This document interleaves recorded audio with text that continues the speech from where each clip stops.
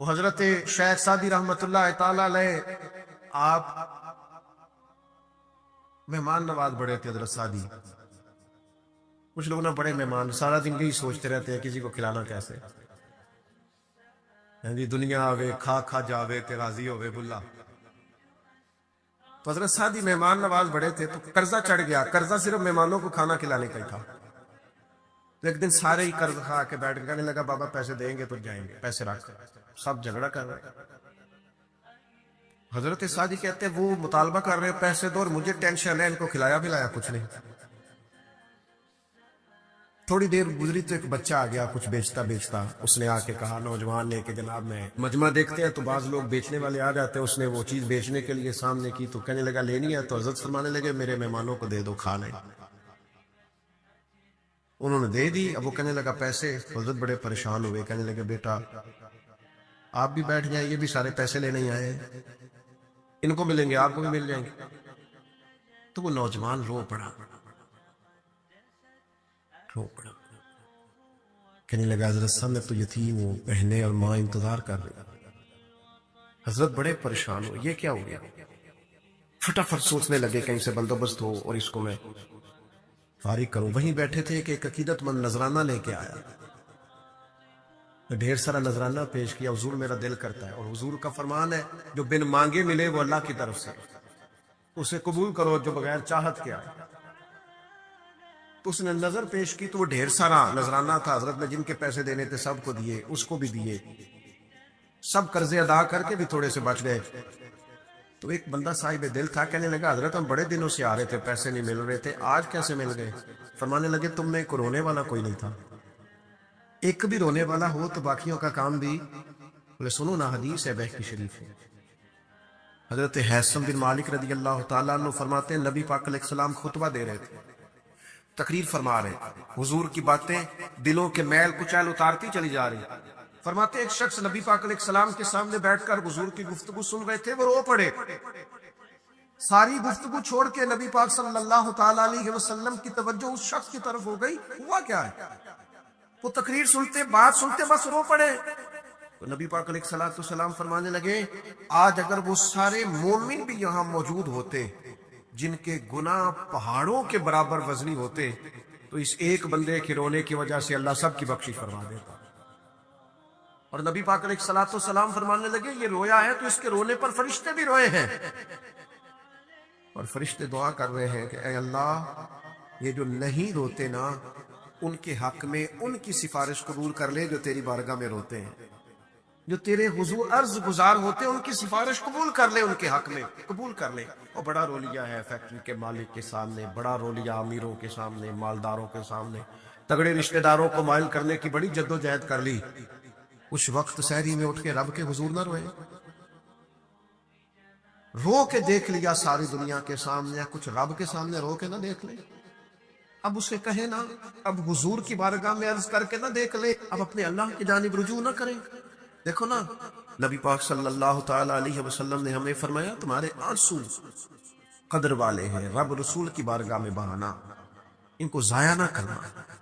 عزیز بھائیو یہ آنسو جو اللہ رسول کی بارگاہ کی طرف بہتے ہیں یہ اللہ کی رحمت کو متوجہ کرتے ہیں, یہ مالک کریم کے کرم کو مائل کرتے ہیں. ہمارا مسلح آباد ہونا چاہیے. وہ مجھے ایک دوست کہنے لگے صرف دعا کرنے سے کیا ہوتا ہے. میں نے کہا دعا کرنے سے پہاڑ ہل جاتے ہیں اپنی جگہ سے. میرے رسول پاک رات کو دعا کریں تو صبح فاروق اعظم جیسے لوگ آ جاتے ہیں دین اسلام. نبی پاک علیہ السلام رات دعا کریں نا دعا, اور بدر کی رات حضور دعا کریں تو اللہ 7,000 فرشتوں کو بھیج دیتا ہے مسلمانوں کی مدد کے لیے. صحابہ فرماتے ہیں میدان بدر میں ہم کسی کو قتل کرنا چاہتے تھے لیکن اس کی گردن پہلے سے کٹ کے گر جاتی تھی, فرشتے آئے ہوئے. آج ہمارے ساتھ اللہ کی مدد ناراض ہو گئی ہے, ہم سے رب کی مدد ناراض ہے. ہماری مجموعی غلطیاں, قومی کوتاہیاں, بددیانتیاں, رشوت خوریاں, ہمارے جھوٹ, ہماری بد اخلاقیاں, مجموعی طور پر سوسائٹی کی مادہ پرستی, اخلاقی رویوں کی گراوٹ, لوٹنا, اپنا حصہ وصول کرنا, جگہ جگہ پہ کمیشن مقرر کرنے, ہر شخص کا ذات کے لیے سوچنا, اللہ کی مدد پھر روٹ جایا کرتی ہے, ناراض ہو جایا کرتی ہے. سب سے ضروری کام یہ ہے، سب سے ضروری کام کہ اللہ کی مدد شامل ہو، سب سے۔ میرے عزیز، اگر اس کی بارگاہ میں رونا آ جائے نا، اس کی بارگاہ میں اسے منانا آ جائے، تو پھر تو کیفیات ہی کچھ اور ہو جاتی ہے۔ کتنا کو روئے بلا؟ حضور فرماتے ہیں بہت لمبا تم نہ بھی نہ رونا، اگر مکھی کے یا مچھر کے پر کے برابر بھی تمہارے آنسو نکل گئے نا، میں اب اس سے زیادہ کیا آپ کی بارگاہ میں بات عرض کروں۔ حضور فرماتے ہیں ایک مکھی اور مچھر کے پر کے برابر بھی تیری آنکھ سے آنسو نکل آیا، شرط یہ ہے نکلے ریاکاری کے لیے نہیں، نکلے اللہ کی رضا کے لیے، اس کی خشیت میں نکلے۔ فرمایا اگر مکھی کے پر کے برابر بھی تو رو پڑا تو اللہ تعالیٰ تیرے لیے دوزخ سے آزادی لکھ دے۔ اور نبی پاک صلی اللہ تعالی علیہ وسلم نے بیان فرمایا، حضور فرماتے جو اللہ کے خوف سے رو پڑے نا، جس طرح بھینس بکری گائے کے تھنوں سے نکلا ہوا دودھ دوبارہ تھنوں میں نہیں نہ جاتا، اسی طرح جو رب کی یاد میں رو پڑے وہ دوزخ میں نہیں جاتا۔ یہ مثال دیکھیں کیسی دی حضور نے سمجھانے کی۔ اگر کبھی رونا آئے اس کے لیے تنہائی کا انتخاب کرے، مجموع میں نہیں۔ ایک بندے کو حضرت عمر نے مجمع میں روتا دیکھا تو فرمایا یہ کام تو اکیلے میں کرتا، تیرے لیے برکت والا ہوتا، تیرے آنسو نکلے، تیرے رخساروں پہ بہے۔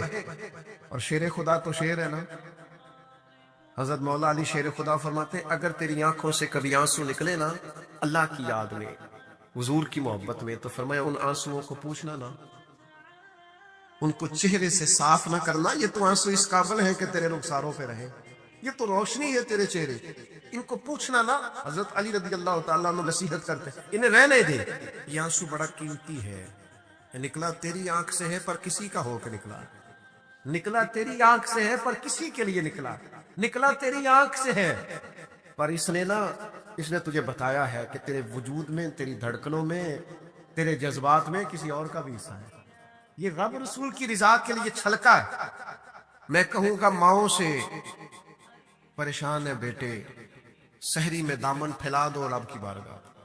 میں کہوں گا والد سے سفارشیں تم نے بڑی ڈھونڈ لی، جدوجہد بڑی کر لی، یاروں سے بڑا کہہ لیا کہ بیٹے کو باہر بھیجنا ہے، کوئی کاروبار ٹھیک کرنا ہے، اب کچھ دروازہ اللہ کی رحمت کا بھی تو کھٹکھٹاؤ نا۔ اور میرے نبی پاک علیہ السلام نے گارنٹی دی ہے، فرمایا ماں باپ اولاد کے لیے جو بھی مانگے اللہ اپنے فضل سے عطا فرماتا ہے۔ اللہ کی بارگاہ کی طرف رجوع کرے، زیادہ توجہ رب کی جانب، اتنا نہ دوڑے بندوں کے پیچھے، اتنا نہ منائے بندوں کو، اللہ کی طرف توجہ، اپنے رب کی بارگاہ میں رونا، اللہ رسول کے حضور حاضر ہونا ہے۔ آپ دیکھیے زمانہ سو جاتا اور میرے رسول مصلی بچھا کے کھڑے ہو جاتے، او یار کھیتی باڑی کر کے نہیں، محنت مزدوری کر کے نہیں۔ جناب عائشہ کہتی ہے میں یہ بھی دیکھتی کہ حضور ایک آیت شروع کرتے تو ساری رات اسی کو پڑھتے، اور میری نظر جاتی تو قدم مبارک پہ ورم آ جاتا۔ یار نماز پڑھ پڑھ کے، اتنی مشقت کر کے، اتنی جد و جہد کر کے ورم آ گیا، یا رسول اللہ اتنی محنت کیوں کرتے ہو؟ فرمایا افلا اکون عبدا شکورا، کیا میں اپنے رب کا شکر گزار بندہ نہ بنوں؟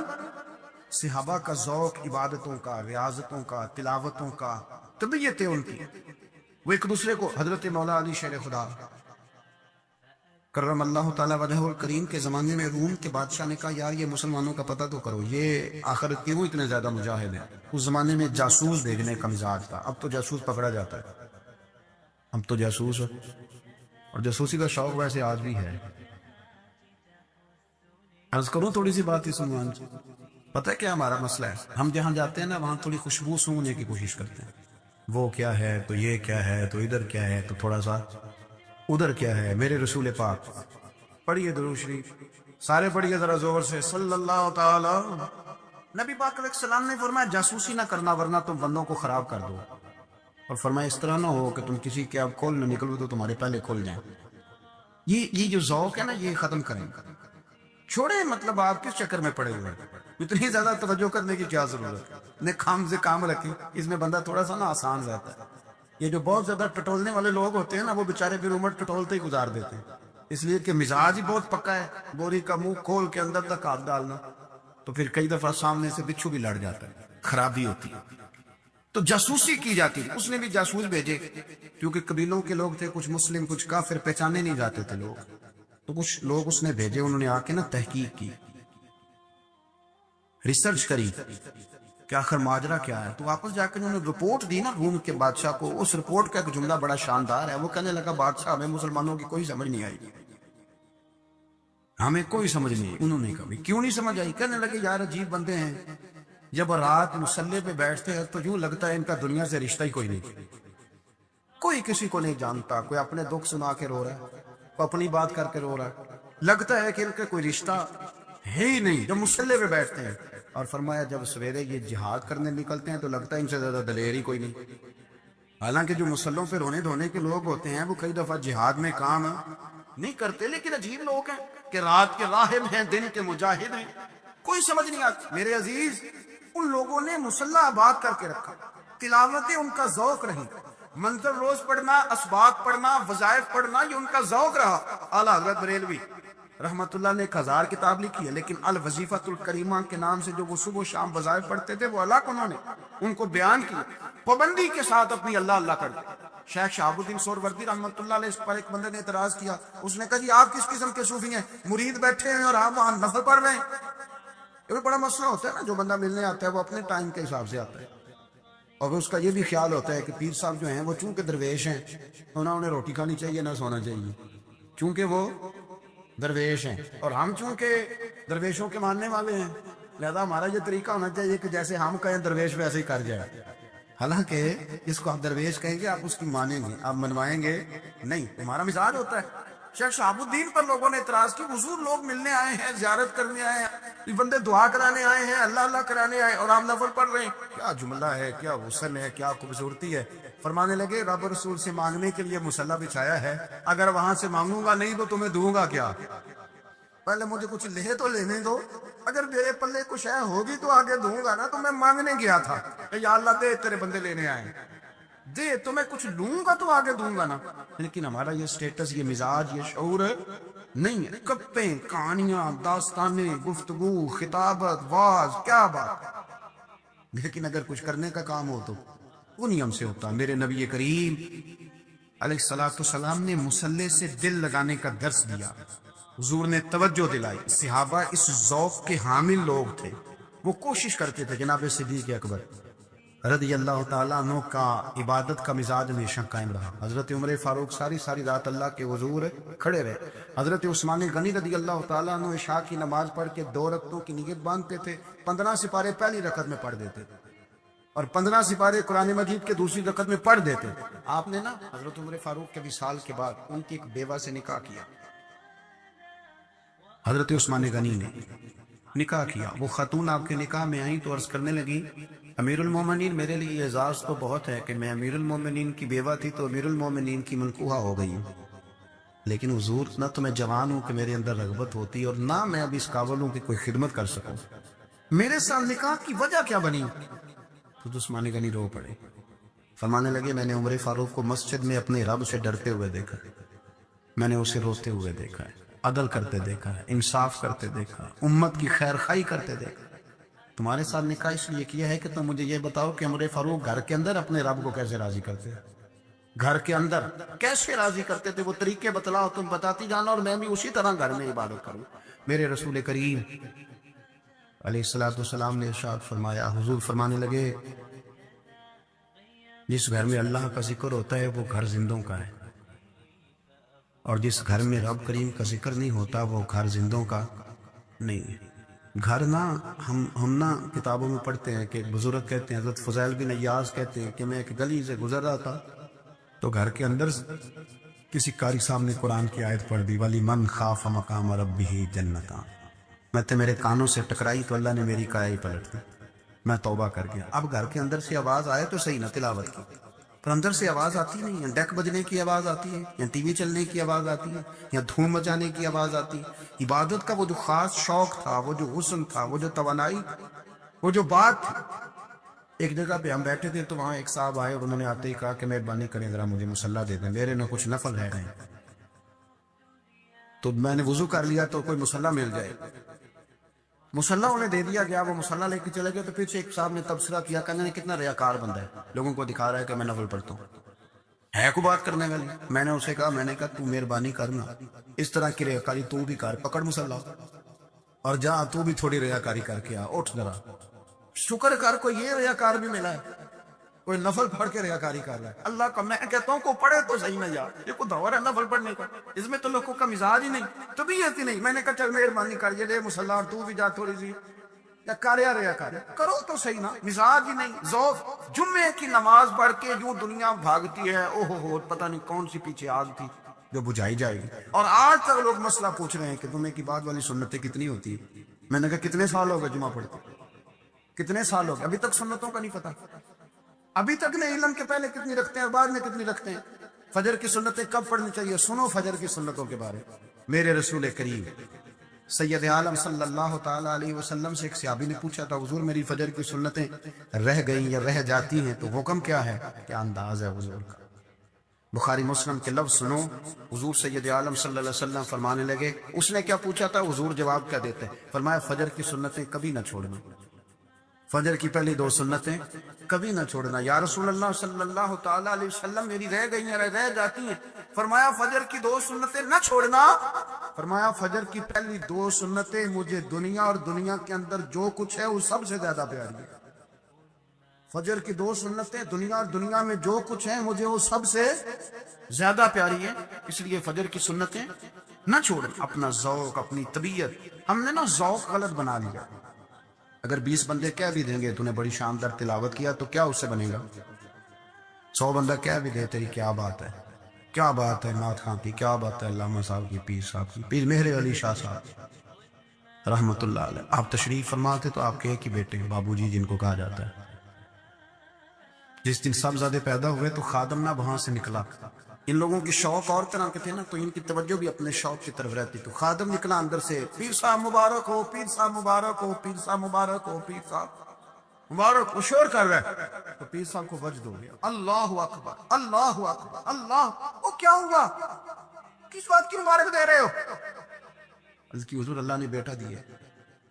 تو آپ فرمانے لگے اچھا حضور آپ کیا ہوا, آپ تو پریشان ہو گئے. فرمانے لگے جب تو نے 3 دفعہ کہا نا مہر علی کو مبارک ہو تو میں سمجھا تھا شاید تجھے کسی نے بتا دیا ہے کہ مہر علی سے اللہ راضی ہوگی. میں سمجھا تھا کہ شاید تو یہ خبر لے کے آیا ہے کہ کسی نے بتایا ہے کہ مجھے آج خبر ملی ہے کہ مہر علی سے رب اچھا پتر ہوا ہے. الحمدللہ, اللہ کا شکر ہے. پر میرے لیے مبارک کا دن وہ ہوگا جب میرا رب کہے گا کہ میں مہر علی سے راضی, میرے محبوب کہیں گے کہ میں مہر علی سے. آپ بات کو سمجھیں, شوق ہی کسی اور طرف تھا, دل ہی کہیں اور لگا ہوا تھا, طبیعت ہی کہیں اور مائل تھی. تو وظیفہ پوچھتے تھے تو پڑھتے تھے وہ لوگ, کچھ اللہ اللہ انہیں بتائی جاتی تھی تو کرنے کا ذوق رکھتے تھے, طبیعت تھی, قائل تھے. حضرت ربیع کہتے ہیں میں بڑی دور سے سفر کر کے گیا حضرت اویس کرنی سے ملنے, بڑی دور سے. اور جب میں پہنچا تو فجر کا وقت تھا. تو حضرت اویس کرنی کو میں نے پا لیا تو وہ نماز پڑھ کے نا قرآن شریف لے کے بیٹھ گئے. فرماتے اشراق چاشت کا وقت ہوا تو نفلوں کی نیت باندھ لی. محدث ابن الجوزی نے لکھا ہے, فرماتے ہیں پھر جب زوال کا وقت ہوا تو مسجد میں جھاڑو دینے لگا. زور کی نماز پڑھ کے تو عصر کی تیاری تک وہ مسجد میں بیٹھے رہے.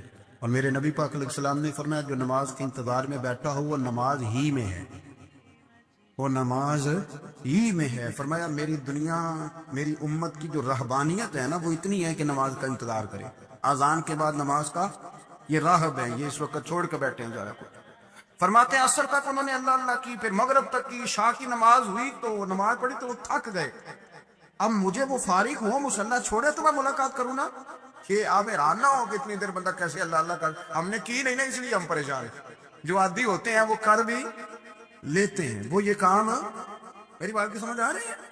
جب جاتے ہو کسی دفتر میں تو 8 گھنٹے کھڑے رہ لیتے ہو نا, مجبوری ہوتی ہے تو کھڑے رہا جا سکتا ہے. پاسپورٹ کا دفتر, بولیے امیگریشن کی لائنوں میں, اور میں نے تو ایمبیسیوں میں بندے 12 گھنٹے پہلے جا کے کھڑے دیکھے, رہ لیتے ہیں کھڑے. تو اگر ان کاموں کے لیے رہا جاتا ہے تو اللہ رسول کے لیے بھی کھڑے رہا جا سکتا ہے. تو فرمانے لگے کہ جب عشاء کی نماز کے بعد آخر انسان تھے, تھک گئے, نیند کا غلبہ ہوا تو تھوڑی ایسے آنکھ بند ہوئی تو کھلی تو رونے لگے. حضرت ویسے کرنی رو کے کہنے لگے مالک مجھے غافل تو نہ کر, ابھی میں نے کیا بھی کچھ نہیں, دن ختم ہو گیا, کوئی نفل نہیں, کوئی اللہ اللہ نہیں, اللہ مجھے غافل نہ کر, میری مدد فرما. فرماتے ہیں جب وہ روئے تو میرے ساتھ جو شخص تھا میں نے کہا اٹھو چلیں. کہنے لگا حضور ملنا نہیں. فرمایا جو میں لینے آیا تھا وہ مجھے مل گیا, جو میں ان سے سیکھنے آیا تھا وہ مجھے نصیب ہو گیا، اب اور میں نے کیا لینا، ختم ہو گئی بات، اٹھو چلیں۔ اللہ کے بندوں نے حضرت ربیہ بن کعب اسلمی رضی اللہ تعالیٰ عنہ فرماتے ہیں، کہتے ہیں جب بنو قریظہ اور بنو نذیر یہودیوں کے ساتھ حضور علیہ السلام نے جنگ کا اعلان فرمایا تو وہ دشمن ہو گئے، ہمیں خطرہ تھا کہ وہ رات کو کہیں محبوب کو تکلیف نہ دیں، تو کچھ لوگ نا تلواریں لے کے نبی پاک کے دروازے پہ پہرے داری کرتے تھے۔ گن مین رکھنا حرام نہیں، اگر کسی کو واقعی خطرہ ہو تو اس کے لیے سنت بھی ہے۔ حضرت علی المرتضیٰ تلوار لے کے حضور کے گھر کا پہرا دیتے تھے۔ حضرت ربیہ بن کعب اسلمی رضی اللہ تعالیٰ عنہ فرماتے ہیں کہ رات میری ڈیوٹی تھی کہ میں حضور کے گھر کا پہرا دوں گا، تو فرماتے ہیں میں باہر سن رہا تھا، ساری رات ہی میرے نبی پاک نے اللہ کی تسبیح پڑھی، ساری رات، کبھی تسبیح، کبھی تحلیل، کبھی تحمید، کبھی تکبیر، ساری رات۔ فرماتے ہیں ساری رات حضور پڑھتے رہے اور ساری رات ہی میں سنتا رہا، مجھے اونگ آ گئی، میری آنکھ لگ گئی، حضور ابھی پڑھ گئے، میں تھک کے سو گیا، اور فرماتے ہیں جب میری آنکھ دوبارہ سے کھلی تو میرے کانوں میں پھر کوئی چیز گونجی، تو میں نے کان لگایا تو میرے حبیب ابھی بھی اللہ کو یاد کر رہے۔ ساری رات حضور رب کی عبادت کرتے، اسی لیے تو کہا یا ایھا المزمل قم اللیل الا قلیلا، حبیب ساری رات تو نہ جاگا، تھوڑا آرام بھی کر لیے گا۔ میرے بھائی، اپنا مصلی، اپنی عبادات، اپنے وظائف، اللہ اللہ جو آپ نے کسی سے سیکھی ہے اس کو کبھی کمزور نہ ہونے دیں۔ شجرہ شریف جو کسی بزرگ سے آپ لے لیتے ہیں تو کیا رسم ہے کوئی؟ اس پہ کچھ لکھا ہوتا ہے، وہ پڑھنے کے لیے دیا جاتا ہے، اس پہ لکھا ہوتا ہے کہ یہ اللہ اللہ آپ نے کرنی ہے۔ ساری زندگی کسی اسکول میں داخل ہو گئے اور وہاں جا کے آپ نصاب ہی نہ پڑھیں، کتاب ہی نہ کھولیں تو پاس ہو جائیں گے؟ تو کہتے ہیں میں 20 سال جاتا رہا ملا کچھ نہیں، تو آپ نے لیا کیا ہے؟ ایک اتنی سی کتاب تھی، اس کو تو کھول کے آپ دیکھ نہیں سکے، اس کے وظائف تک تو رسائی نہ ہوئی، اس لیے کہ اللہ اللہ کرنا مشکل ہے اور تصویر کھچانا یہ آسان کام ہے۔ تو جو آسان ہے اس طرف ہماری توجہ لگی رہتی ہے اور جو مشکل ہے اس طرف ہم ذوق پیدا نہیں کرتے۔ رسول پاک علیہ وسلم نے فرمایا بندہ اللہ کے سب سے قریب اس وقت ہوتا ہے جب وہ سجدے کی حالت میں ہوتا ہے۔ کس کے قریب ہوتا ہے؟ اللہ کے سب سے قریب ہوتا ہے، وہ بڑا نیڑے ہے رب کے، بڑا قریب ہے، اس لیے کہ وہ حالت ہے سجدہ میں، وہ جب سجدے کرتا ہے نا اس کی بارگاہ میں جب جھک جاتا ہے۔ آپ ذرا سجدے کی کیفیت دیکھیں نا، زبان بھی یہاں ہے، آنکھ بھی یہاں ہے، کان بھی، عقل بھی ساری، اس نے سارا کچھ لا کر دیا سجدے۔ آپ وہ کبھی پیچھے جائیں تو دیہاتوں میں کہا جاتا تھا ناک سے نکیریں نکالو، بہت بڑی سزا ہوتی تھی نا، ناک سے نکیریں نکالو، بڑی سزا ہوتی تھی۔ تو اس نے کہا مالک مجھے کسی نے کہا نہیں، پر دیکھنا میں نے رکھ دی ساری عقل سجدے میں، اور رکھ کے کہا کیا سبحان ربی یل، اللہ میں پست ہوں تو اعلیٰ، اللہ تو میرا رب ہے اور تو سب سے اعلیٰ اتنا۔ اور فرمایا جب یہ اس کیفیت میں ہوتا ہے تو پھر یہ اپنے رب کے قریب ہوتا ہے۔ کثرت عبادت، نوافل۔ ہمارے ہاں عمرے کی قرآن اندازی محفلوں پہ ہونے لگ گئی ہے، حالانکہ حدیث سے ثابت نہیں۔ میں دوستوں سے کہتا ہوں جائز ہے، کرنی چاہیے، عمرے کی قرآن اندازی جائز ہے، پر کسی حدیث میں نہیں آئی کہ قرآن اندازی کرو عمرہ کرو۔ حدیث میں قرآن اندازی یہ آئی ہے کہ نبی پاک علیہ السلام نے فرمایا تمہیں پتہ چل جائے نا پہلی صف کا ثواب کتنا ہے، تم قرآن اندازی کرو۔ عمرے کی قرآن اندازی کا تو پوسٹر چھپتا ہے، تو یہ والی قرآن اندازی کب ہونی ہے؟ ہونی چاہیے کہ نہیں؟ حضور نے فرمایا تمہیں پتہ چلے کس کا ثواب کتنا تو تم قرآن اندازی کرو، تم قرآن ڈالو۔ جب آپ نماز پڑھ رہے ہوتے ہیں، جب آپ کا مصلی آباد ہوتا ہے، صلاح الدین ایوبی ایک بزرگ سے ملاقات ہو گئی، بیت المقدس پر قبضہ تھا عیسائیوں کا، تو صلاح الدین بڑے پریشان تھے۔ وہ بابا جی کہنے لگے پتر کیا ہوا؟ کہنے لگے حضور پتہ چلا ہے دشمن کے 2 بحری بیڑے اسلحہ لے کے آ رہے، مسلمان پہلے ہی کمزور ہیں، اور اب اگر 2 بحری بیڑے اور آ گئے تو حضور مسئلہ بن جائے گا۔ تو میں پریشان ہوں کہ کس طرح یہ کم مسئلے والی ہماری فوج ہے کیسے مقابلہ کرے گی۔ تو بابا جی کہنے لگے پتر اس طرح کرنا، آج رات تو بھی دعا کرنا اور میں بھی کروں گا، تو بھی دعا کرنا، آپ ناراض نہ ہونا، ہم تو پیروں والے ہیں، ہم تو پیروں کے نوکر غلام ہیں، ہمارا تو گزارا ہی نہیں، ہمیں تو ملتا ہے سارا کچھ وہاں سے۔ پر میرا سوال یہ ہے کہ تعویذ لینے جاتے ہو نفل کیوں نہیں پڑھتے؟ رات اللہ اللہ کیوں نہیں کرتے؟ یہ بھی تو ہمارے بزرگوں کا ہی طریقہ ہے، انہوں نے تو ہمیں سکھایا ہے۔ صلاح الدین ایوبی سے بزرگوں نے کہا کہ رات آج نا اللہ اللہ کرنا، تو میں تیرے لیے دعا کروں گا، تو بھی دعا کرنا۔ تو بندہ جب دکھی ہوتا ہے تو سجدہ کرتا ہے تو پھر ہی تو مصلی بھیگ جاتا ہے۔ پھر تو مزہ آتا ہے. سکھی بندہ تو کعبے جا کے نہیں روتا. دکھی تھے, تکلیف تھی, تو سر رکھا سجدے میں تو تڑپ کر.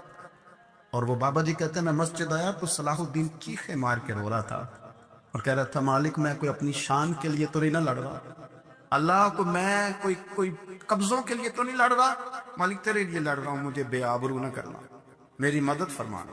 کہتے ہیں میں آیا تھا کہ مسجد میں دعا کروں گا, پر صلاح الدین ایوبی کو روتے دیکھا تو میں لوٹ گیا.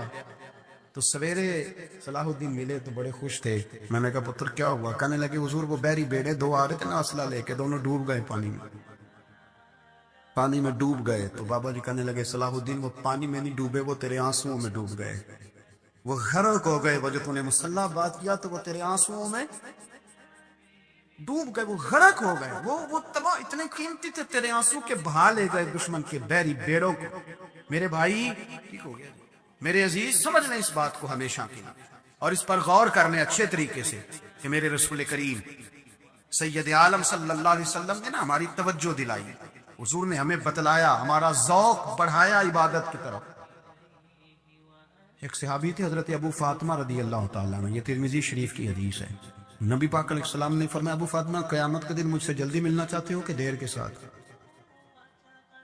تو کہنے لگے حضور کون ہوگا جو دیر سے ملنا چاہے گا, ہم نے تو جان دے دی وعدہ دیدار پر. اعلیٰ حضرت فرماتے ہیں جان دے دی وعدہ اور نقد اپنا دام ہو ہی جائے گا. مجھے لگتا ہے کہ یہ سودا نقد و نقد ہو جانا ہے, کیونکہ ہم نے جان دے دی وعدہ دیدار پر. آپ نے وعدہ کیا تھا کہ مریں گے تو پھر زیارت ہوگی, تو مر گئے ہم زیارت کی خاطر. جان دے دی وعدہ دیدار پر, تو نقد اپنا دام ہو ہی جائے گا. اے رضا ہر کام کا ایک وقت ہے, دل کو بھی آرام ہو ہی جائے گا. تو حضرت ابو فاطمہ رضی اللہ تعالیٰ عنہ سے نبی پاک صلی اللہ علیہ وسلم نے فرمایا جلدی ملنا چاہتے ہو کہ دیر سے؟ عرض کی حضور فٹافٹ ملنا ہے, میں نے قیامت کے دن آپ سے جلدی ملنا ہے. تو نبی پاک علیہ السلام نے فرمایا پھر اس طرح کرنا, دنیا میں رہ کے سجدے زیادہ کرنا, پھر سجدے زیادہ کرنا, قیامت میں ملاقات جلدی ہو جائے گی, قرب ملے گا تمہیں. اپنے بچوں کے اندر لیکن ہم شوق پیدا کرتے ہیں, ہمیں صحیح لفظ نہیں بولنے آتے پر ہم بچوں میں شوق پیدا کرتے ہیں کہ پتر ڈاکٹر بن جائے گا تو بڑا نفع کرے گا, تو لوگوں کی خدمت کرے گا, ملک و ملت کی خدمت کرے گا, تیرے ابا کا نام روشن ہوگا, تیرے دادا کی تعریفیں ہوں گی. ہم یہ ذوق پیدا کرتے ہیں. ہم اپنے نوجوانوں کے اندر یہ فکر پیدا کرتے ہیں, انہیں ہم سمجھاتے ہیں کہ میاں جب تم پڑھو گے محنت کرو گے تو فلاں آدمی کی طرح تمہارا نام ہوگا.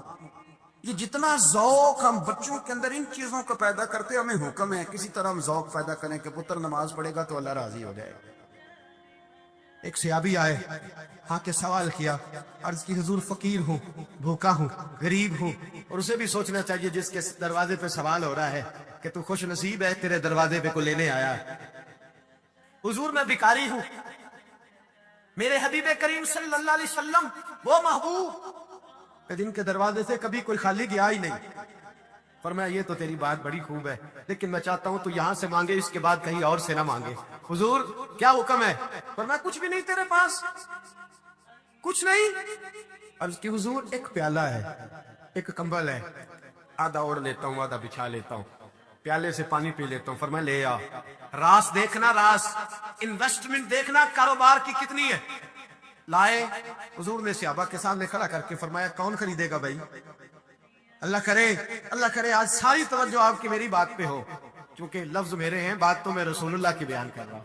کیا انداز اختیار فرمایا. فرمایا کون خریدے گا؟ ایک صحابی کہنے لگے حضور 1 دینار میں خریدتا ہوں. فرمایا نہیں, بولی بڑھاؤ. صحابی کہنے لگے حضور 2 دینار دیتا ہوں.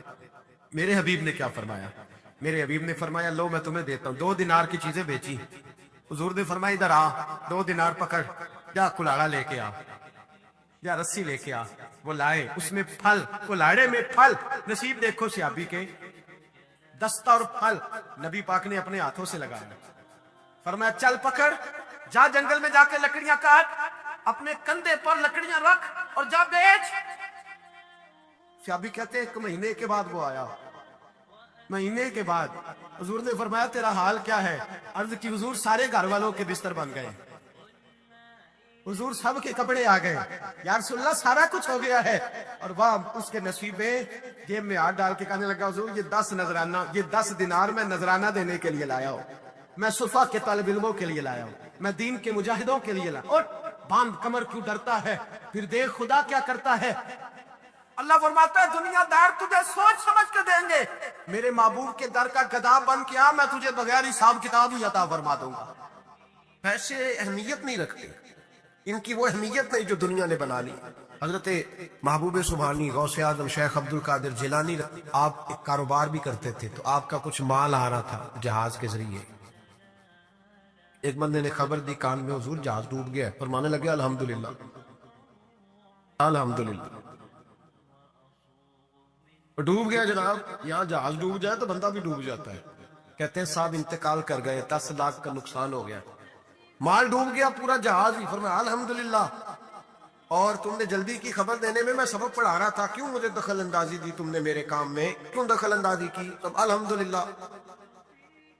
थोड़ी देर के बाद उसने फिर कान में कहा हुजूर वो गलत खबर थी, जहाज बच गया। फरमाने लगे अल्हम्दुलिल्लाह। फिर शागिर्दों से कहने लगे मेरा चेहरा देख रहे थे पहली खबर के बाद भी, इस खबर के बाद भी। कहा हुजूर देख रहे थे। फरमाया कोई तब्दीली तो नहीं आई। कहा हुजूर नहीं। फरमाने लगे शुक्र अल्हम्दुलिल्लाह, रब ने मेरा दिल दौलत से नहीं जोड़ा, अपनी जात के साथ जोड़ के रखा हुआ है, तब्दीली तो नहीं आई। यहाँ तो टेंशन ही टेंशन है, डिप्रेशन ही। और बात किसकी टेंशन है, पैसे कोई नहीं, दौलत कोई नहीं, कोई चक्कर चल जाए ना कभी, उससे भी कभी पूछ जिसके पास है वो तुझसे ज्यादा गरीब है, उससे कभी पूछ वो तुझसे ज्यादा आजमाइश में है। एक रवायत मैंने पढ़ी, कलेजा मुंह को आया। मुस्तफा करीम बैठे थे तो सैयदा आयशा सिद्दीका रदी अल्लाह ताला ने अर्ज की या रसूल अल्लाह सल्लल्लाहु अलैहि वसल्लम, वो देखे सैयदा फातिमा आ गई है, वो देख के बीबी साहबा बगैर बताए आ गई। हजरत फातिमा तज़हरा आई, हुजूर ने फरमाया फातिमा बगैर इत्तला के, हुजूर छोटा सा काम था, कैसे आई हो। तो बीबी साहबा ने ना, औरतों का पल्लू होता है ना चादर का, तो पल्लू खोला तो एक रोटी बंधी हुई थी, एक रोटी चादर में, यहाँ लोग जेवर बांधते, दौलत बांधते, एक रोटी हजरत फातिमा ने पल्लू में बांधी, खोल के पेश की। बेटे ये क्या है। अब्बा जी कई दिनों से घर में रोटी नहीं पकी थी, आज अली कुछ जौ लाए थे, पीसे हैं, चंद रोटियां बनी हैं, तो बच्चों ने तो खा लिया, तो मेरे सामने भी एक रोटी आई थी, मैंने लुकमा तोड़ा है तो मुझे ख्याल आया पता नहीं मुस्तफा ने खाया है कि नहीं खाया, पता नहीं हुजूर ने रोटी खाई है कि नहीं, मैं लेके हाजिर हो गई हूँ, मेहरबानी फरमाए। तो फरमाया बेटे बैठ जा। हजरत फातिमा भी बैठ गई, सैयदा आयशा कहती हुजूर भी बैठ गए। फरमाया फातिमा कितने दिनों से नहीं खाया। अर्ज की हुजूर 3 दिन से। फरमाया बेटे मैंने 5 दिन से नहीं खाया, आ जा, दोनों बाप बेटी मिल के खाते। रोटी 2 हिस्सों में हुजूर ने बांटी। फरमाया चला दी तू खा, आदि मैं खाता हूँ। हजरत फातिमा ने लुक तोड़ के वो मेरा खतू रो पड़ी, हुजूर 5 दिन से नहीं खाई। मैं बेटे चुप कर, हमारा दुनिया से क्या ताल्लुक, एक पुल रह गया है, बस अल्लाह फिर जन्नत की सारी नेमतें अता फरमाए, रोने वाली बात ही नहीं है इसमें, बस हमारा क्या ताल्लुक, एक पुल है, फिर मालिक बड़ा कुछ अता करेगा। हजरत अली शेर खुदा रदी अल्लाह ताला अन्हु कूफे के चौक में खड़े थे, तो कह रहे थे यार मेरी ना तामत पुरानी हो गई है, ये मैंने जीरा बेचनी है, तो बंदा मुझसे खरीद लो ताकि मैं नई तामत ले लूं। एक बंदा कान में कहने लगा हुजूर तामत के पैसे भी नहीं। फरमाने लगे पैसों को छोड़, अली का सीना देख, अल्लाह ने ईमान की दौलत से भरा हुआ है। फरमाया जरूरत नहीं थी, अब जरा एहसास हुआ है कि ज्यादा ही फट गया है, पर्दा नहीं सही तरह पूरा करता, तो मैंने कहा चलो जीरा बेच के नया ले ले। जरूरत नहीं, मिजाज नहीं, तबीयत नहीं, उन्होंने माहौल नहीं बनाया, हमारे तो हद हो गई, इतना बुरी हालत है कि ना काबिल बर्दाश्त। हजरत उमर फारूक रजी अल्लाह ताला अन्हु सहाबा ने मस्जिद नबवी में बैठ के मीटिंग की। उमर की तनख्वाह बड़ी थोड़ी है माले गनीमत में से, अब तो उमर के पोते भी हैं, नवासे भी हैं, रिश्तेदारियां भी हैं, ताल्लुक बढ़ गए हैं, उमर फारूक बूढ़े भी हो गए। मीटिंग हुई मस्जिद में, इस तरह करें कि उमर का कुछ थोड़ा सा ना मुशायरा, कुछ तनख्वाह, कुछ खिदमत, कुछ वजीफा बढ़ा दे। बात तय हो गई, जब मुकम्मल हो गई तो कहने लगे ये बताओ शेर से बात किसने करनी है, उधर जाएगा कौन, पहले उसका नाम तो बताओ, वहां जाएगा कौन। तो उन्होंने कहा ये तो हमने सोचा ही नहीं, बात तो बड़ी तगड़ी है, उम्र से कौन बात करेगा, यहाँ जितना मर्जी तगड़ा पीर हो आप नजराना लेके जाए, मसला ही कोई नहीं। अभी किसी को कहना पड़ा है, कहते जनाब कौन बात करेगा? तो एक सहाबी कहने लगे कि हजरत उमर रदी अल्लाह ताला अन्हु की जो साहिबजादी है ना, हजरत अफसा रदी अल्लाह ताला अन्हा, वो उम्मुल मोमिनीन भी है, हुजूर अलैहिस्सलाम की ज़ौजा है, मोमिनों की माँ है। उनसे कहते हैं, और उनके वालिद भी हैं। तो हजरत अफसा से कहा, तो जनाब अफसा चल के गई हजरत उमर के पास, जाके कहा अब्बा जी एक बात करनी थी। उन्होंने कहा बेटे करो। तो उनको भी पता था ना जाहो जलाल का। कहने लगे अब्बा जी मस्जिद नबी में सहाबा की मीटिंग हुई है, एक ही मोहल्ले में एक ही शहर में लोग रहते हैं, तो एक दूसरों की खर्चों का जरूरियात का पता है। कहती है मैंने पस मंजर सारा करके बात की, मैंने कहा सबको पता है कि आपके खर्चे बड़े बढ़ गए, तो मुझे ना उन्होंने हुजूर की ज़ौजा समझ के, काबिल एहतराम समझ के मेरी जिम्मे लगाया है कि थोड़े से पैसे आपके बढ़ाने हैं। तो हज़रत उमर फारूक रदी अल्लाह ताला अन्हु की साहबजादी कहते हैं उमर को इतना जलाल आया कि उठ के खड़े हो गए। कहने लगे अफसा उन लोगों के नाम बता, मैं उन्हें दुर्रों से मारूंगा और इस तरह मारूंगा कि उनकी कमर पे निशान पड़े, उनकी कमरों पे निशान पड़े, इस अंदाज में दुर्रे मारूंगा कि मुझे जख्म नजर आए। अब्बा जी इतना जलाल किस बात का, सादी सी बात है। तो सैयदना उमर फारूक रो पड़े, कहने लगे सादी सी बात है, मेरे लिए मस्जिद नबी में बैठ कर मीटिंग होती रही कि उमर को दौलत देनी है। लोगों ने ये मुझे समझ लिया है, मस्जिद नबी में बैठकर मेरे लिए ये मीटिंग होती रही कि उमर को पैसे देने, उसको दौलत के साथ हमने नवाजना। मस्जिद नबी में मेरे लिए किसको ये जरूरत हुई? फरमाया हफ्सा काश कि तू मेरे पास पैगाम लेके ना आती, कोई और आता और फिर मैं उसे दुर्रों से मारता। हजरत अफसा कहती है मैं खामोश हुई तो मेरी तरफ देख के फरमाने लगे बता ना, तो नबी पाक के घर में रहती थी, मेरे मुस्तफा का तरीका क्या था, करना बात उस तरीके पे मेरे साथ गुफ्तगू कर। हजरत अफसा कहती मैं रो पड़ी। मैंने कहा अब्बा जी गलती हो गई, आइंदा नहीं करोगी। भाई मेयार बनाया हुआ है, आप यकीन करें हमारे ताल्लुकात आप शादी पे देख लें, जो गरीब रिश्तेदार है उसे कौन बनाने जाता है, लेकिन सारी बरादरी कटी है उसके दरवाजे पे बैठी है, जिसने आना है तो कुछ लेके आना है। हर चीज दौलत में तुलेगी, मेयार ही दौलत बन गया है, मकसूद ही दौलत बन गया। इस पैसे ने, इस दुनियादारी ने, दुनियादार पुजारी जरदे कुत्ते अंधे गल टल्ली हो, इतना सख्त रवैया लोगों ने अपना लिया, रिश्तों का तकद्दुस नहीं रहा। एक मजलिस में मैंने ऐसा रंग भी देखा, एक ऐसा शख्स जिसे मैं जाती तौर पे जानता हूं कि आलिम भी है, परहेजगार भी है, नेक भी है, वो भी बैठा था और उसके साथ एक सेठ भी बैठा था। लेकिन जो लोगों का अकीदत का रिश्ता उस दरवेश के साथ होना चाहिए था वो सेठ के साथ था। तो मैं गौर कर रहा था कि यार कौम का ज़हन किस तरह का हो गया, सिर्फ इसके हाथ में पैसे, दौलतमंद है, उस आदमी की दरवेशी भी गई, इल्म भी गया, तकवा भी गया, सिर्फ पैसे नहीं है उसके पास, तो वो कोने में लगा हुआ है और उससे लोग बच बच के सलाम। और मैं कहा करता हूँ अकीदत का पता चलता ही तब है जब इज्तिमा होता है। अकेले दरवेश बैठे हैं तो सब झुक के सलाम लेते हैं, और जब वो 2 MNA के बीच, 3 MPA के बीच, 5-7 सेठों के बीच बैठेगा, फिर तेरी अकीदत का पता चलेगा, फिर पता चलेगा तेरा अल्लाह के बंदे से रिश्ता किस तरह का है और दौलत के बंदे के साथ रिश्ता किस तरह। हमारे रवैयों के अंदर ये फर्क है कि हम उस वक्त आदमी को तोलते हैं कि इसके पास दौलत किस तरह की है। वक्त के अमीर थे हजरत उमर बिन अब्दुल अजीज, समझो है मेरी बात में, हजरत उमर बिन अब्दुल अजीज बादशाह थे। अब हम लोगों ने भी बच्चों का बहाना लगाया हुआ है, बाजी वो मैं चाहता हूं बच्चों का कुछ बन जाए, तो बच्चे बालग हो गया तो करा ना रजिस्ट्री उनके नाम, फारग हो जाओ, आ जाओ मस्जिद में, छोड़ो। लेकिन फिर भी कुंजियां देने को दिल नहीं करता, फिर भी बाबा जी की प्यालियों से मरने के बाद पैसे निकलते हैं, फिर भी उनके तकिए के बीच से भी कुछ वो नोट निकल आते हैं जो अब चलते भी नहीं, गुजर गया जमाना, ये लगते ही नहीं, बुजुर्ग नाराज ना हो जाए।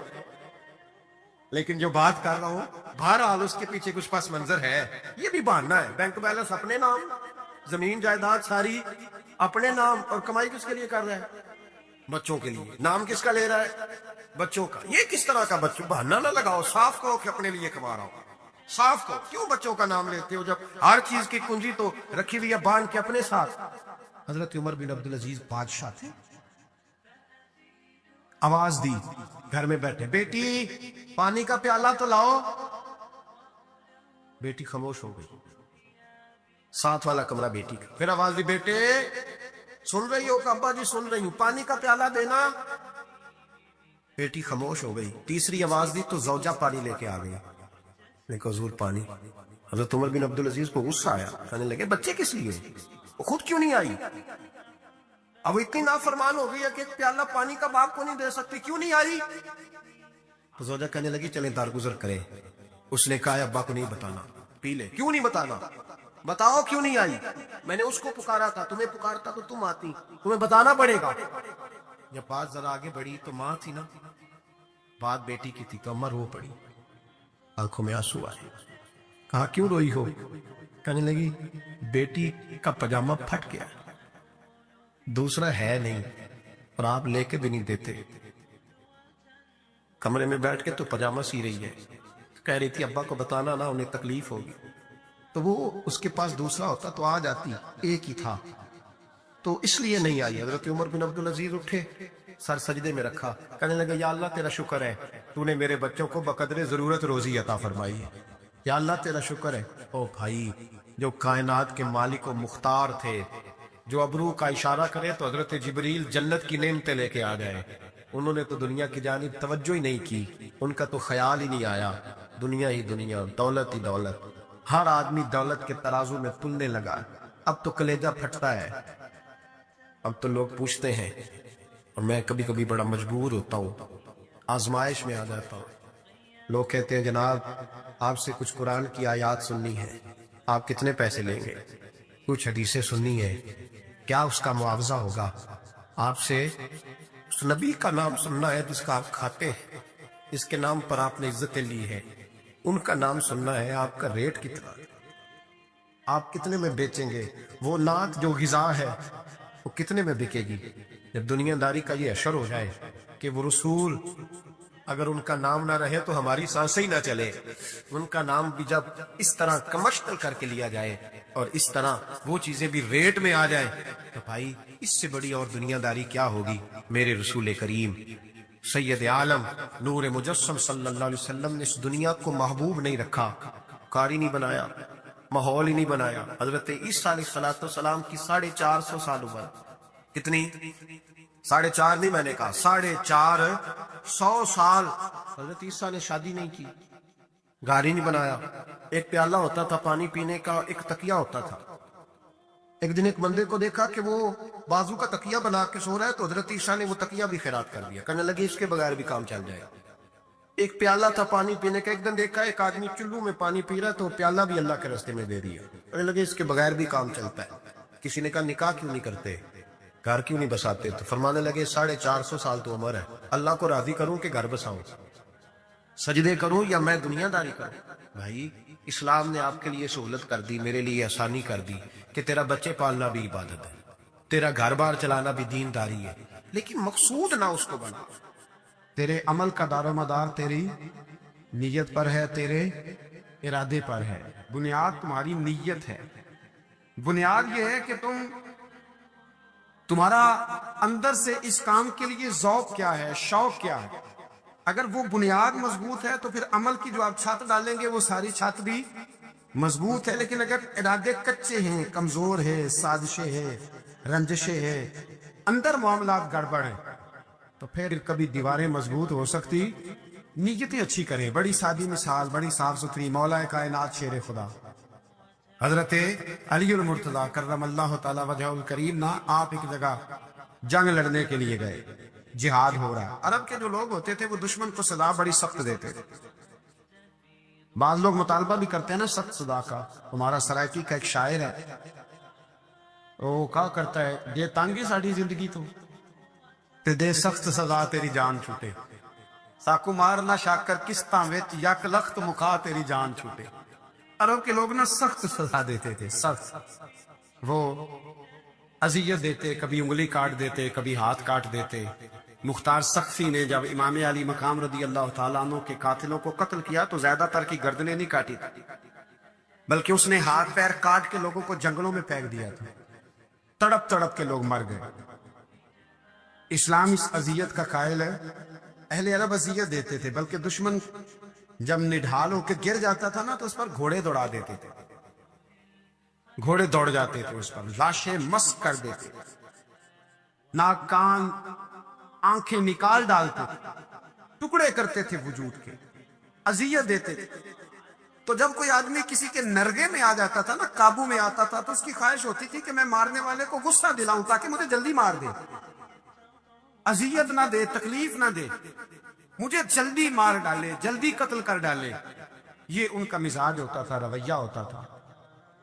हजरत मौला अली शेर खुदा करमल्लाह ताला वजहुल करीम दुश्मन पर गालिब आ गए। जब गालिब हुए तो उसने माज़अल्लाह हजरत अली पर थूक दिया।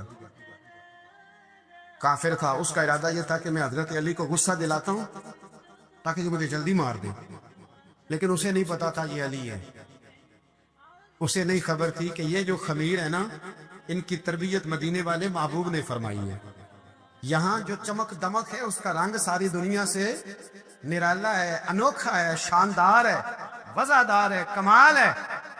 कहा हजरत अली पर माज़अल्लाह मैं ये काम करता हूं ताकि वो जल्दी कत्ल कर देंगे, लेकिन जब उसने मौला अली की तरफ ये नाजेबा हरकत की तो हजरत अली ना तलवार छोड़ के पीछे हट गए।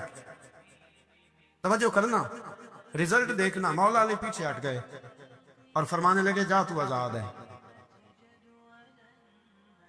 वो कहने लगा मैं आजाद हूं, किस तरह, कैसे? तो हजरत अली फरमाने लगे मेरा तेरा जाती झगड़ा तो कोई नहीं ना, न तूने मेरी जमीन पे कब्जा किया, ना मेरा माल लूटा, ना मेरी इज्जत पर हाथ डाला। मेरा तेरा झगड़ा अल्लाह की रिजा के लिए, खालिस इसलिए कि तू अल्लाह की नाफरमानी कर रहा, खालिसतन इसलिए तेरा और मेरा ये झगड़ा है। बाकी जहां तक ताल्लुक इस बात का है कि अब तूने मेरी जात शामिल कर दी, अब तूने मुझे तकलीफ दे दी, अब तूने मुझे अजियत में मुब्तला कर दिया।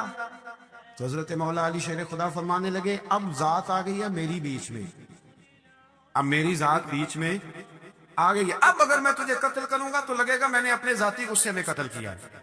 लिहाजा अब मामला ये है कि मैं तुझे आजाद करता हूं, अब तू छुट्टी कर सकता है, जा सकता है, दोबारा कभी मेरे हाथ आएगी तो देखी जाएगी। मौला कायनात ने उसे छोड़ दिया, लेकिन वो हजरत अली का गुलाम बन गया। वो गुलाम बन गया, कहने लगा अली अब समझ आई है कि दीन कितना शानदार है, दीन कितना आला है, दीन की कदरें कितनी पाकीज़ा और कितनी हसीन है और कितना मुनव्वर है महबूब करीम का दीन। आप मुझे कलमा ही पढ़ा दे। गोया जो बंदा तलवार से फतह ना हो सका वो मौला अली के खुलूस से फतह हो गया।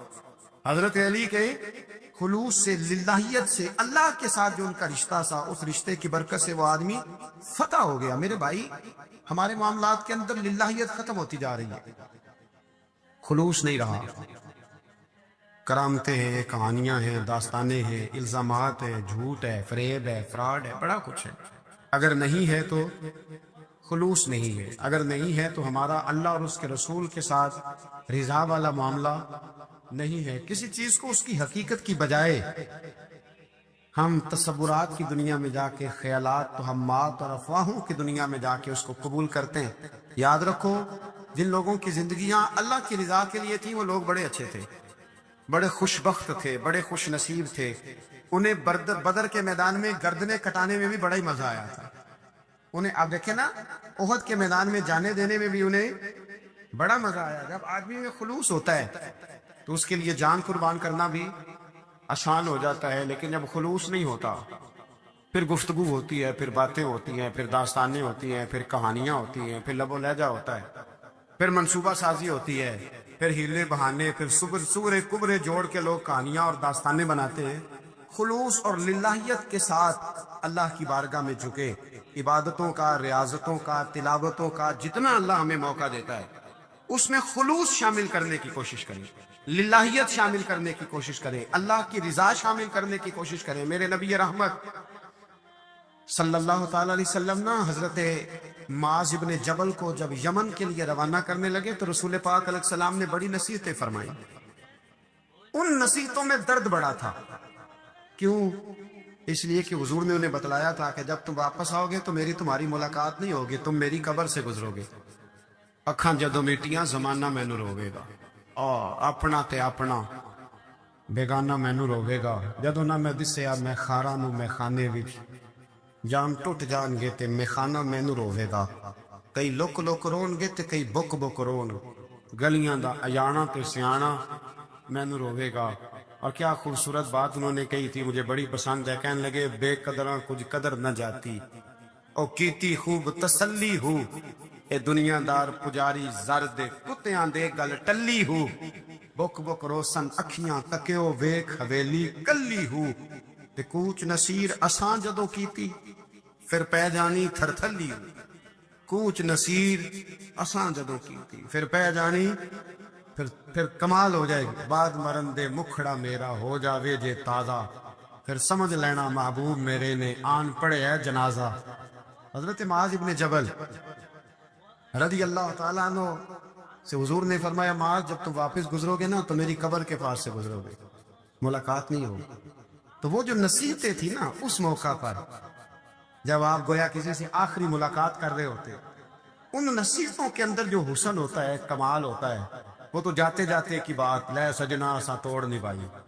تو جان ہی دیتی راہ تیرے وہ جو جاتے جاتے کی گفتگو ہوتی ہے وہ جو انداز ہوتا ہے بڑا کمال ہوتا ہے اور اس کی گہرائی اور گہرائی کو وہ سمجھ سکتا ہے جس کو وہ لمحے میسر آتے جو اس وقت اس مقام پہ کھڑا ہوتا ہے حضرت معاذ ابن جبل رضی اللہ تعالیٰ عنہ تڑپ کے روئے کہ حضور کیا فرما رہے ہیں حضور کوئی خاص نصیحت تو نبی پاک نے بڑا کچھ فرمایا ایک جملہ حضور نے یہ کہا معاذ عمل جتنا بھی کرنا خلوص کے ساتھ کرنا اور محبوب نے فرمایا تیرا خلوص کے ساتھ کیا ہوا تھوڑا عمل بھی رب کی بارگاہ میں زیادہ بنا کے تیرے لیے ذریعہ نجات بن جائے جتنا بھی کرنا خلوص کے ساتھ کرنا بولیے خلوص کے ساتھ کرنا للہیت کے ساتھ کرنا اس کے اندر کوئی کمزوری نہ آنے پائے للہیت کے ساتھ خلوص کے ساتھ رواداری کے ساتھ پیار کے ساتھ کرنا میرے بھائیوں یہ سمجھنے کا مقام ہوتا ہے کہ جب ہم اللہ اور اس کے رسول صلی اللہ علیہ وسلم کی رضا کے لیے کوئی عمل کرتے ہیں تو اس کا بھی ہمارے دل کو پتہ ہوتا ہے اور جب اندر ریاکاریاں ہوتی ہیں تو ہمارے دل کو اس کا بھی پتہ ہوتا ہے ہمیں دونوں باتوں کی خبر اب ہمیں خود سوچنا ہے ہمیں خود فکر کرنی ہے غور کرنا ہے کہ ہمارا انداز ایک بزرگ تھے امام غزالی میں لکھا ہے انہوں نے 7 سال پورے 5 نمازیں جماعت کے ساتھ پڑھی اور پہلی صف میں تکبیر اولیٰ کے ساتھ پڑھی 7 دن نہیں پوری پڑھی جاتی 5 نمازیں پہلی صف میں پہلی تکبیر کے ساتھ 7 پہلی صف میں تکبیر اولیٰ کہتے ہیں امام نے اللہ اکبر کہا پہلی تکبیر میں تو ہم نے بھی ساتھ ہی اللہ پہلی صف میں 7 سال تک 5 نمازیں تکبیر اولیٰ سے بہت بڑا کارنامہ ہے بہت بڑی بات ہے مطلب بندہ یہاں سے اٹھ کے آتے ہیں وضو کرتے کوئی معاملہ آ گیا کوئی مطلب اس کو حاجت ہو گئی استنجا وضو کی تو وہ ٹائم نکل جاتا ہے کئی دفعہ ایسے ہوتا ہے 7 سال پورے نماز پڑھی تو کہتے ہیں 7 سال کے بعد نا ایک دن 8واں سال لگا ہوا تھا تو بزرگ فرماتے ہیں میں ذرا لیٹ ہو گیا تکبیر اولیٰ تو مل گئی پر پہلی صف نہ ملی تیسری صف میں جگہ ملی بزرگوں کے تقوی دیکھیے گا فرماتے تیسری صف میں میں نے نماز پڑھی تو میرے دل کے اندر خیال آیا یار لوگ کیا سوچیں گے کہ اتنا اچھا اس کا ریکارڈ تھا پہلی صف میں یہ نماز پڑھتا تھا تو آج تیسری صف میں لوگ کیا سوچیں گے فرماتے ہیں جب یہ لفظ زبان پہ آیا تو میرا ضمیر بول پڑا جب یہ سوچ دل میں آئی تو میرا اندر تڑپ اٹھا چھم چھم میرے آنسو نکلنے لگے میں رویا اور فرماتے لوگ چلے گئے اور میں نفل پڑھتا روتا رہا میں نے کہا اللہ مجھے یوں لگتا ہے وہ 7 سال تک پہلی صف میں جو نمازیں پڑھتا رہا وہ تو لوگوں کو دکھانے کے لیے پڑھتا رہا فرماتے میں نے 7 سال کی نمازیں قضا پڑھی